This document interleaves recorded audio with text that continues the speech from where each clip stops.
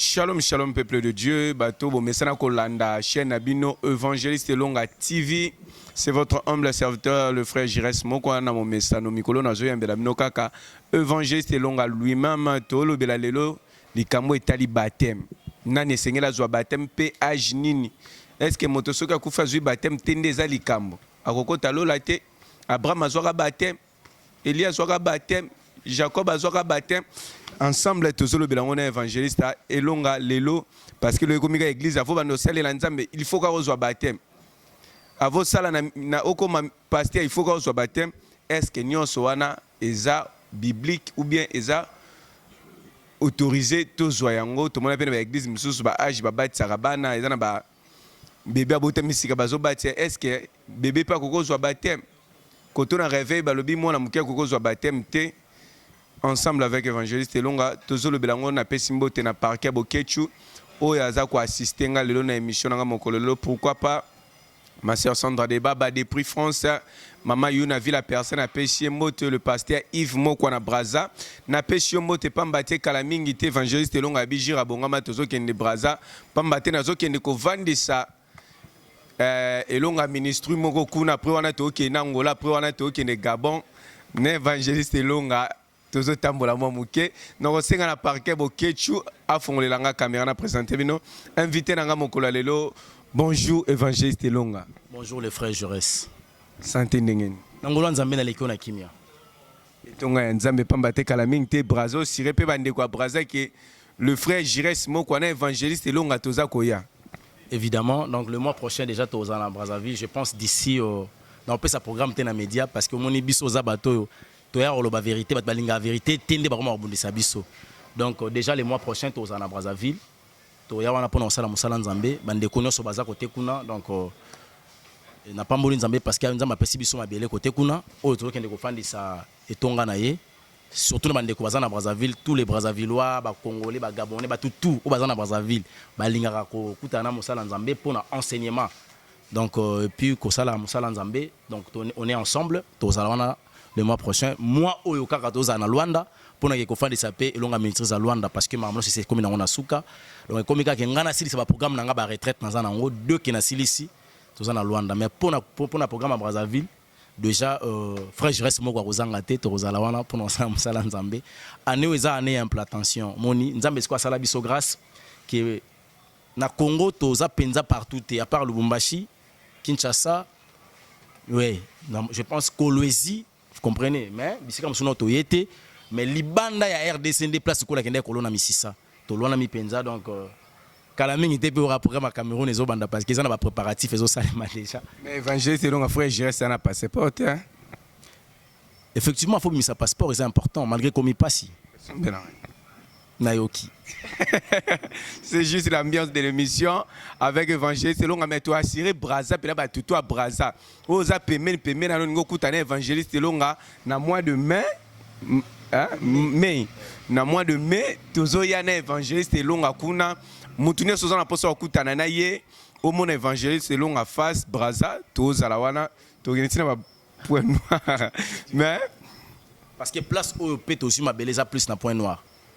Donc aux ala kuna pona roba intercession kuna kotika kuna ce que senga to construire donc dès quand nzamba omema biso voilà. Merci mais le tozolo bela baptême likambo etali baptême nana koko zo baptême est-ce que eza forcément baptême mutonio so zwango mais en fait to kotana sujet na biso mokola lelo tel mes émissions chrétien to tika na maboko nzambe pambate bandeko bazolanda biso na biso batozala ko sala émission oyo molimo santo akamba biso nzamba lola Jésus Christ de Nazareth to pesio merci. Kolala kolamuka eza habitude te tokoki kokana me mokoki sezali yo papa tolingi toloba monoko ezala yanga maloba na yo pour que libota na yo ezala éclairé car c'est ta parole qui sauve par le nom de Jésus-Christ nous avons su prier amen. Amen. Évangéliste Longa va to kota na ba mitune belé na makambo ezolekela kasi toyeba nanu baptême ezanini. Le baptême c'est un acte d'engagement au moto azwaka liboso na nzambe. Le baptême, c'est quand je dis un acte d'engagement, à ça qu'on confesser sa foi dans la divinité moko. Là, le quoi on a chrétien, donc sa foi en Jésus-Christ de Nazareth. On déjà quoi l'engagement, mais si quand on moto ya ka koyamba Christ, on est à accent. Non, non, eza lingala mo lo mamingi koyamba Yesu.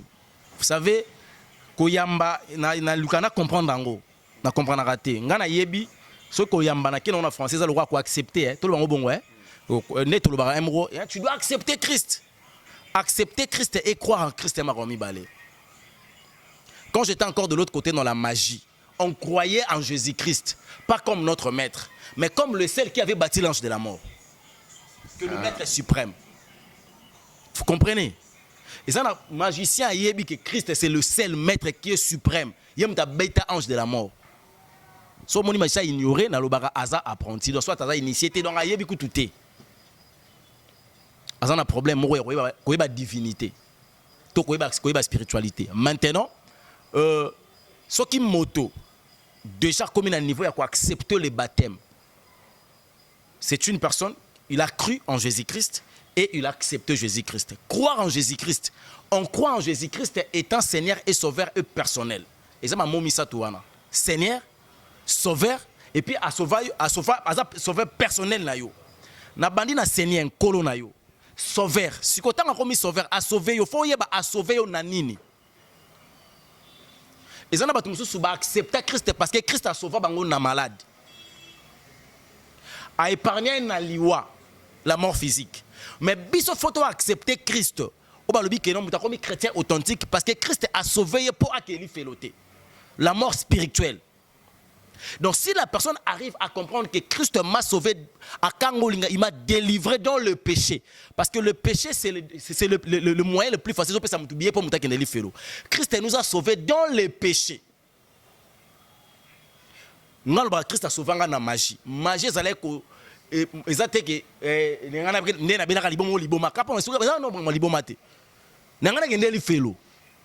alors, il fait les attaques, ok, condamnation, prison, il y a 1000 ans, 10 000 ans, et c'est éternel. Et aussi la raté. Parce que Christ a sauvé la punition, la sanction est bongo. Donc, ceux qui n'ont croire parce que na yebi bisuko ya longolinga. Et ça, il fait l'eau. A meminga pour que nous reçoive la vie éternelle, la paix éternelle. C'est une grâce. Alors, makambo bande ko permettre un gars vivre dans le monde à l'ifelo. Et ça, l'isumo. Christ a l'ongoli pouvoir y a péché sur moi. Parce qu'auparavant, je pouvais avoir le souci d'abandonner les péchés, mais l'autorité ou le pouvoir pour dominer sur ces péchés-là, ils allaient quitter. Mais quand Christ est venu dans ma vie, à l'ongoli autorité n'a pouvoir y a l'isumo katinanga, comment marcher l'ikola l'isumo et konzanga l'isouté. Ah, il faut accepter moto, accepter bongo, croire na yekaza vraiment sauveur et puis azan kolonanga le Seigneur. Alors, tant on lobby accepter, na croire, ce qu'on accepter l'ingé lobani, comme ma croix. La croix, c'est quoi? Les interdictions de la vie chrétienne. Il y a des choses qui ne sont pas permises dans la chrétienté. Tu ne peux pas le faire. Si tu as un bon moto, et c'est un sala yango. Parce que quoi accepter Christ, quoi accepter la vie de la sanctification totale. C'est là Romains chapitre 12, 1er au 2e verset. Ne vous conformez pas au siècle présent. Voilà. Tant que se conformer au siècle présent. Quelque part, je pense à un Jean que ne soyez pas l'ami du monde. Celui qui est l'ami du monde est d'office l'ennemi de Dieu. Mais tu vis dans le monde, tant on dit qu'on a la convoitise de la chair, la convoitise de la vie, on dit qu'on a la mokili. Au monde, il y a parmi les pour vivre bien sur la terre. Or, la vie, c'est Jésus-Christ. La vie, ce n'est pas l'argent. Baptême Yangwana. Ensemble, il y a Elokowana. Babengi croire na ko accepter n'est pas perception que prérogatif il y a nouvelle naissance. Pour qu'un moto quand on a une nouvelle naissance, il doit d'abord comprendre que j'ai été pécheur ou je suis pécheur. Exemple il y a Pierre. Christ a sali miracle mbi se bimie belé atali Jésus degré miracle oyo nanga mosumu ke simbate. Ayebisa lobin kolo kende musika na ngai. Car je suis pécheur. Christ a dit donc Pierre a reconnu ses fautes. Ce qui m'a reconnaître, ne va bien auto qui n'a pas repentance. Tant qu'on a reconnaître les péchés, après qu'on reconnaît à la confession. Après la confession, ne m'a reçoit décision. Quand on l'excès qu'on a brisé, ma bandi qu'on taille le brisement. Qu'on le fait briser yo, qu'on le fait tailler yo, qu'on le fait dépouiller yo. Ba benga ngo désert. Parce que ça va pas karaté. Si quand on moto à ici procédure, il y a confession du péché. À l'écrit de délivrance, il faut apposer acte de la foi. Son acte d'engagement, c'est ce qu'on appelle le baptême. Mais le baptême, c'est plonger dans l'eau, on a maï babimisio, babati on a combo ya Yesu Masi, ande yangwana baptême. Tozwa Jean chapitre 3, verset 5, wana Christ a dit Nicodème. Nicodème a dit Moutamayele, un docteur. Il y a loi. Tobandana 4, Tokiti, na komone sous Christ. Nicodème lui dit. Tobandana 3. Jésus lui répondit, en vérité, je te le dis. Si un homme n'est né de nouveau, il ne peut voir le royaume de Dieu. Nicodème lui dit, comment un homme peut-il naître quand il est vieux? Et peut-il rentrer dans les seins de sa mère et naître? Jésus répondit, en vérité, je te le dis. Si un homme n'est né d'eau et d'esprit, il ne peut entrer dans le royaume de Dieu. Donc, ce qui moto abotami na molimo, menanzela ya mai, abikisami. Mai wana ezali l'acte d'engagement. Jacques mai ezali lokola obetier so. Ezali bon exemple ya toki na oka le roi so. Quand je dis un acte d'engagement, donc je m'engage. C'est que elembo ya acte on a posé à engagement na Christ ezali ko accepter ko zo baptême. Parce que pour moto zo baptême, il faut que zo na baptême aux gens bandé ko ganga. Repentez-vous. Donc le baptême vient après la repentance. Si la personne n'est pas repentie à ta baptême, yeba ke ezali acte d'engagement ya soloté. Lobi ce qui moto a se repentir te azu baptême. Yeba ke repentance c'est ça limité. Baptême wana acte d'engagement les a soloté. Parce que bato bazalaka moto esika na kati ya tongana na ninga zo baptême otomol musapi. Ba memi olobi ba ke ba baptisi ozwe affermissement ba baptisi yo. Mais oyo sala ba repentance après na bomaki mutu. Na sala ki boyo sala ngo sima est-ce que bongo ça pe na kokoso? Yango moni ba pasteur ebele ba otchola na bandimi na bango na mai. Pour ba ko baptiser ba pagano, yemoko procédure atambusa ngo za mabe ba choli. Donc tina bato ba otchola na mai parce que procédé o esengeli kozwa baptême eza bongo te. Et soki pe wana te, yango moni to ya paganisme eza élevé na kati ya ba ensemble. Ba pagano ba leki ba chrétien ebele na kati église. Parce que ba baptême mabe. Mais papa nanga makambo nzambe eza ba principe. Soko obimi yeba ke nzamba tikana na kati ya ba principe. Nzamba olando na balabala te. Mais affirmissement va passer sur le baptême. Baptême mutu baptême eza boye. Oui, na joie. Ba affirmissement va taliser au baptême ndenge Jean ayaki abatisi Yesu ba pesio ba affirmissement nyonso eza pena tellement moulayi pendant 3 jours à l'éboquer na baptême. Nyonso na procédure aneza mabe procédure fa non mutaba na repentance o imoli masumu na ndenge ngai mutu na yebi na Christ na zwindanga te na ndima kotika mabe na nyonso. La repentance est suivi la conversion. Pardon, la confession. Après la confession, c'est la conversion. Tant dans la conversion, ceux qui m'ont dit $10, on a bien convertir en francs. Même les billets ont changé. Ceux qui ont chrétien converti, même accoutrement a changé. Et l'obéi a changé. Et zalil a changé. Environnement a changé.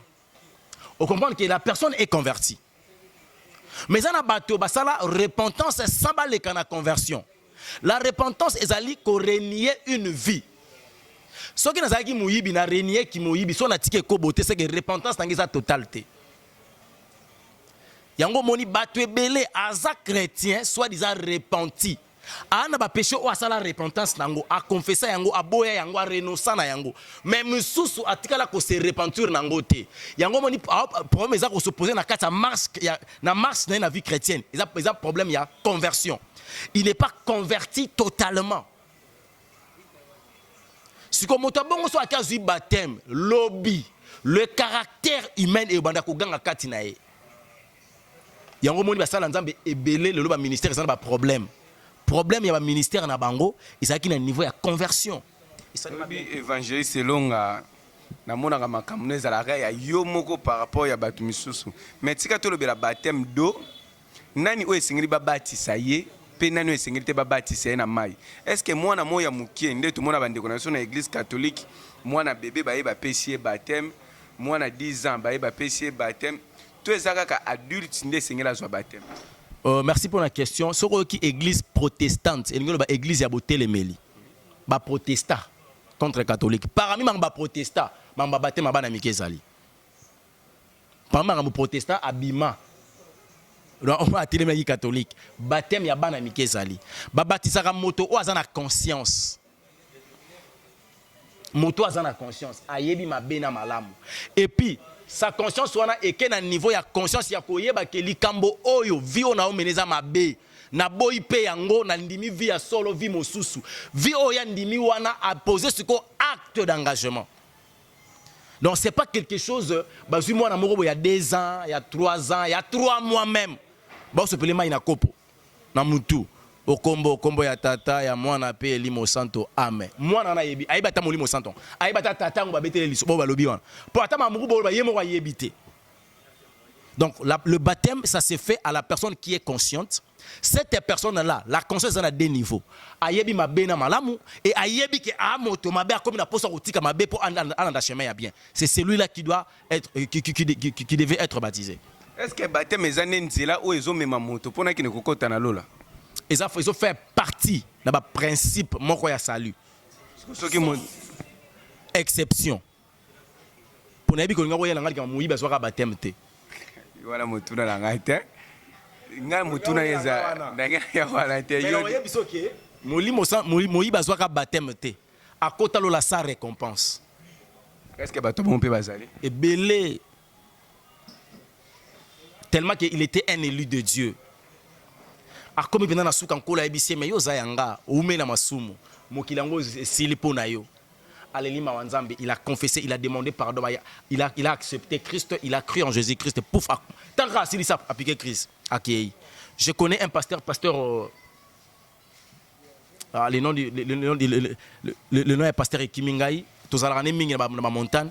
Ce pasteur on a appelé une mission qui na otea na hôpital.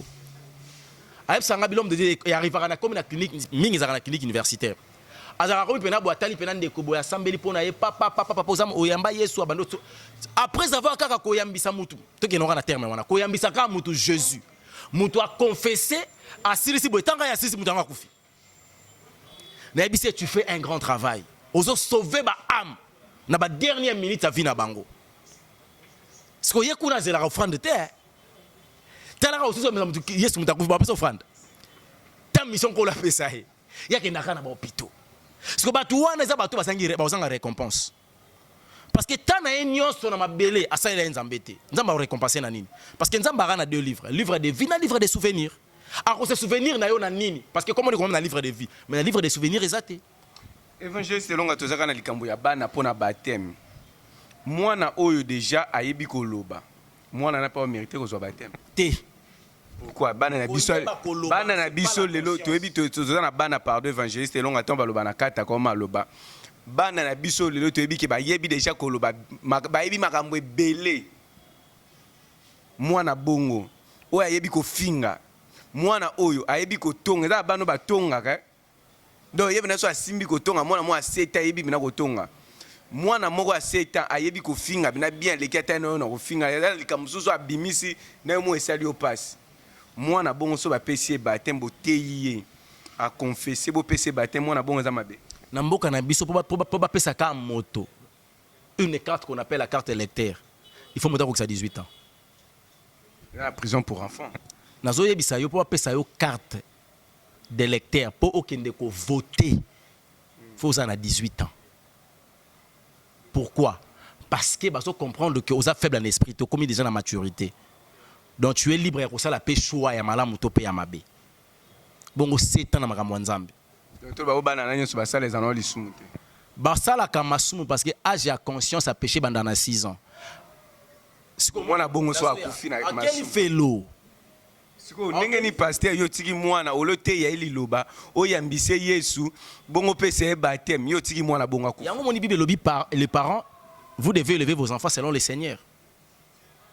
Beaucoup de sabana mno ko la sabana nzela nzambe yango to cha école de dimanche écodim. Ezate ya yemba écodim eko ya koyemba ko pesa mama mikate non ya kotangisa bango liloba nzambe de le bas âge. On se esengele pesa malolenge ni tomoni catholique apesi na maya stie na kopo azo sopa na mutu. Tokei na réveil tomoni na mai ezotiola babi mai ezotiola nde esengeli bapesa baptême toke pa bato misusu mpe bazopesa na kati ya piscine misu na bassin badindisi yo siko lolenge nini baptême esengeli epesame modèle na biso c'est Jésus-Christ de Nazareth ntango yesu baoke kobatize ye na jourdain piscine na Bethesda ezalaki Bethesda ezalaki ti yesu akenda na jourdain biso toke wapi kolukani na Bethesda donc toki na mai ezotiola donc bandeko oyo bakendaka kobatize bango na piscine babatizaka bango na kopo na bakantine tout consort bayebi baraison parce que nga modèle nanga c'est Jésus na mona baptême na ye na mai ezotiola na osalaka oyo nayebi ya ye siko bato bazopesa na babassin bazopesa na bakopo est ce que eza mabe to eza malamu déjà epa na nga eza interdit c'est que eza malamu te mais epa na bango nayebi te fo na respecter deux fois bapenser ya bato mosusu na baconviction na bango pour ne pas na bimisa bango badiable lokola pa na nga eza permis te nakoloba bango mabe mais bango bayi baraison donc soki nakoyebisa chrétien lokola nga authentique nakoyebisa ye ndeko baptême epesama na mai te na kopo te na piscine te epesamaka na mai ezotiola parce que notre maître Jésus-Christ ntango baoke kobatize na Jourdain Bethesda mpe ezalaki makenda ye na Jourdain. Merci évangéliste elonga tika tolobela baptême du feu du Saint-Esprit. Baptême du Saint-Esprit, parce que tu as baptême d'eau, tu as baptême du Saint-Esprit. Le lengeni baptême ya molimo santo esengele pe sama pamba te to moni pe kobima na mai mutu mususu azui déjà baptême ya molimo santo amo parla langue kobimane na mai est-ce que ça procédure wana nde moto ayambi azui baptême ya molimo santo ba misusu ba baptême du feu ba pelisi moto bato batambola makolo na kati ya moto wana nde baptême ya molimo santo baptême ya molimo santo epesa makandenge. Actes des apôtres chapitre 2 premier verset natangi ka tatina 4 natangi na kombo na Jésus Christ. Le jour de la Pentecôte ils étaient tous ensemble dans les mêmes lieux.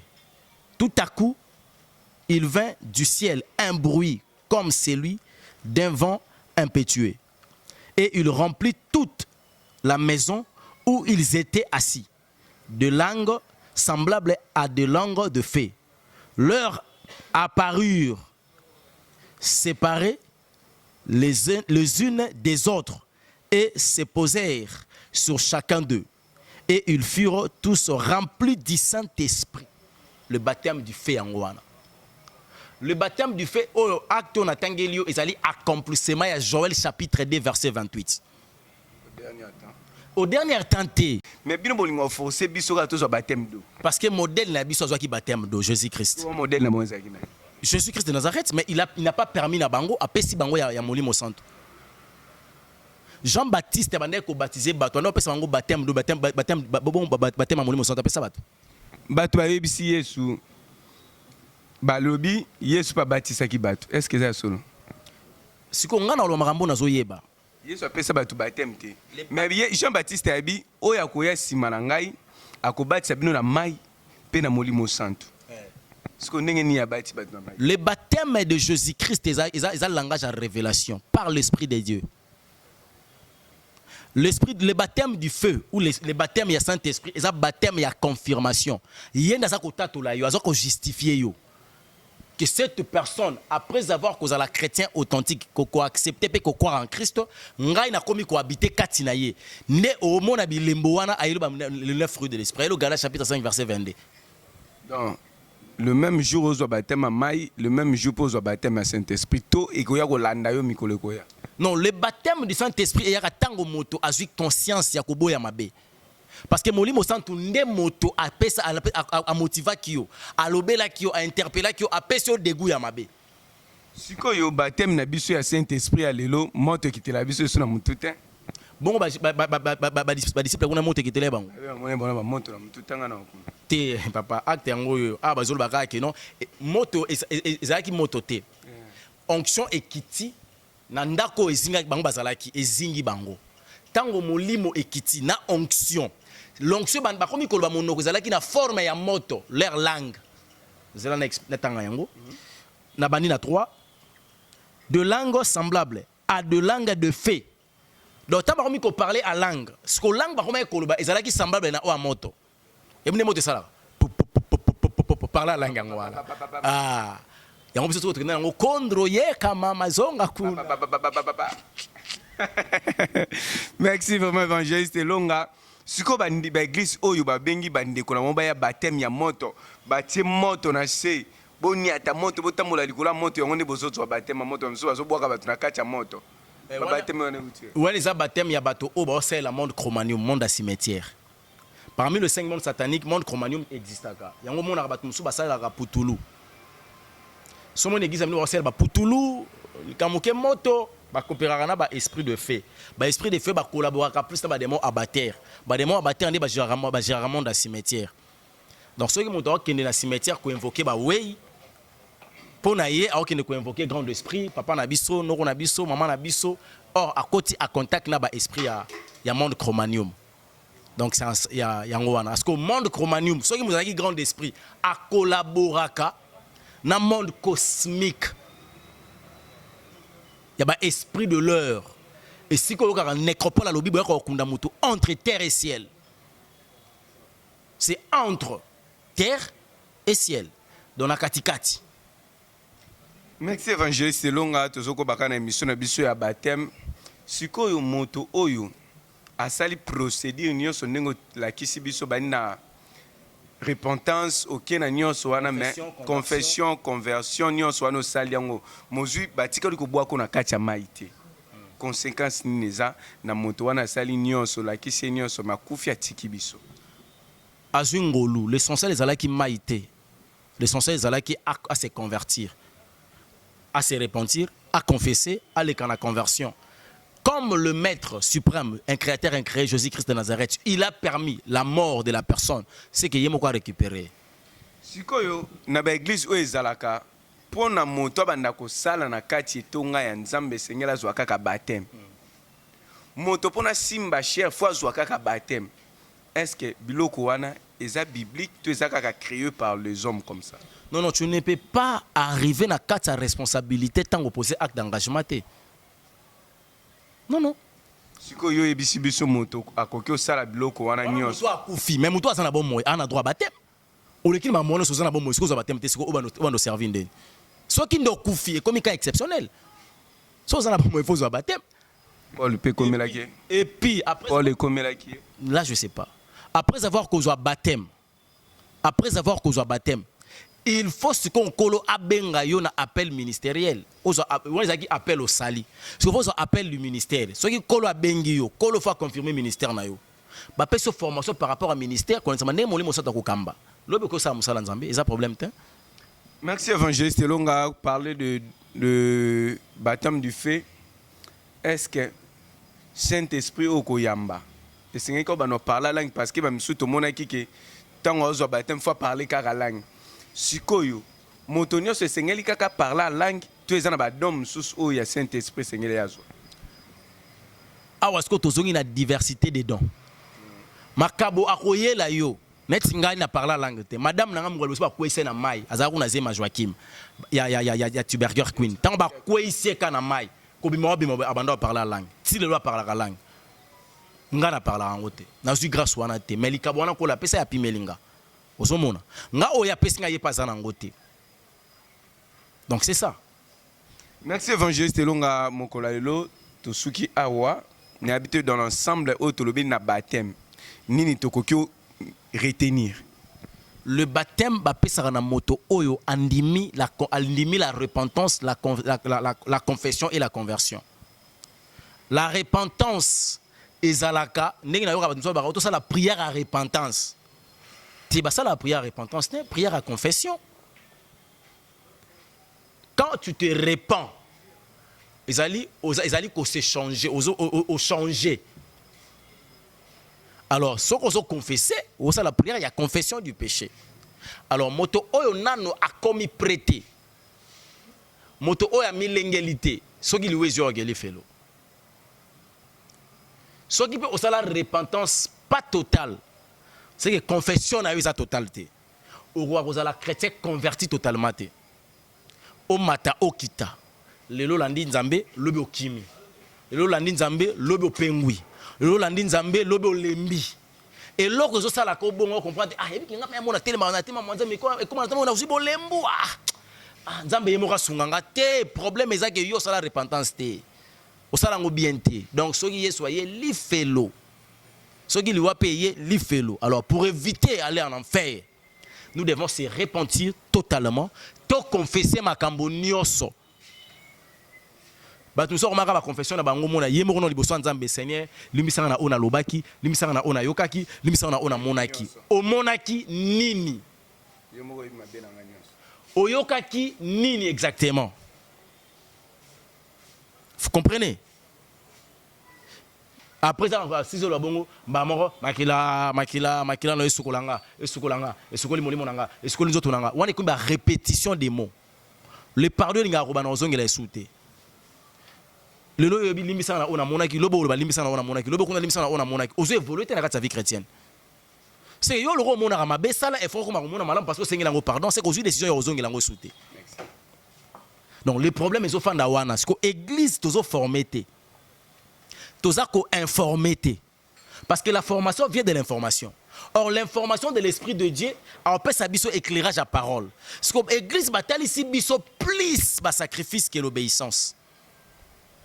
To pe se ko pe sa mela biso, to ko ta retraite, to matabangomba, to kila. Mais obéir à la parole de l'Éternel côté qu'on les a pendant ma casité. Yango moni tozara na tendance, il y a 30 minutes il y a parole. 2 heures du temps à prière. Mais biso na Nzambe muto foto yoka mingi poto yeba nini to kosala za Nzambe. Mais biso to yoka ke muke biso lobaka ebele. Or biso soki kutu to lobite ya said makambo to koloba. Mais yeso ka lobite mo epe to sonder sa pensée exacte. Yango na ko senga na bande ko na ba chrétien, il faut formation ya ba chrétien ezala. Na magie ba benga ngo initiation. Tu ne peux jamais arriver comme un grand magicien so koza initié. Faut pas apprendre yo. Mais na kati ya biso na christianisme, na exprès moi na te meto lo bango bongo, na kati ya christianisme, c'est comme si on apprend ma formation. Bato ba oye ba penate Yesu ngwa zanani, Yesu penza o bango ba. To ndimela azanani. Quand na kati ya christianisme to kende ka bongo, basu ba lobi ke Yesu azamo na Nzambe. Mwana Nzambe molimo santo aza molimo santo Nzambe pas za Nzambe ngana lobaka Yesu aza Nzambe ngai na conviction nanga Jésus est Dieu c'est yemoko aza molimo santo ngai. Alors no yebisaka bandeko na linga kolobango mingi na ko continuer kolobango to milengele po soki Yesu aya avant te liwa muto ya avant liwa penazo ya avant moninde toza bo jires na 20h lelo eza na bano fo ba botama na bandeko fo ba kufa mais na liste ba we ya 20h ba we yango to yebite soki tozo faire partir yango le roi tozo kaso ya ko monana ya ko yoka liloba Nzambe to bongisa sikoyo parce que sima ya tango to yebi mabomba mité. Hier c'est vrai parce qu'on a vécu ça, aujourd'hui c'est un cadeau parce que ça nous appartient, mais demain c'est un mystère caché que personne connaît sauf Dieu lui-même. Que Dieu nous bénisse. Merci, nous sommes arrivés. Numéro de téléphone, on peut citer. Plus 243 97 58 21 175. Plus 243 97 58 21 175. Nous sommes arrivés à la fin de notre mission. C'était votre humble serviteur, le frère Jires Mokwa, Yambela Bino, évangéliste longa na kati ya chaîne Mino, évangéliste longa TV. Tout le bel qui dit kamo etali baptême nane sengela joie baptême nane pe sengela ka joie te. Tolandi na bokebi nyonso o évangéliste longa lobi kasi mbalo ezoya tolobela sur la Bible, la parole de Dieu. Est-ce que la Bible est liloba Nzambe? Yango sujet tokolobela na émission ezoya. Soki kolo Yesu Masia abombi pe abateli biso tokutani mbala ya sima. Ciao.